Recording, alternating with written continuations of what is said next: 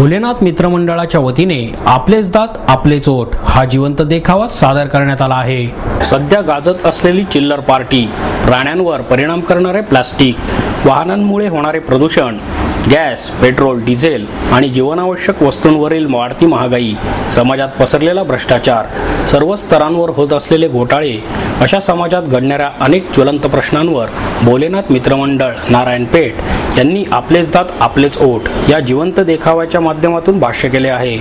मंडळाचे हे 44वे वर्ष असून करण मानकर हे या मंडळाचे अध्यक्ष आहेत। मंडळाच्या वतीने वर्षभर सामाजिक उपक्रम राबवले जातात। तसेच गणेशोत्सवानिमित्त मंडळाच्या वतीने नागरिकांच्या सोयीसाठी निर्माल्य कलशाची व्यवस्थाही करण्यात आली आहे।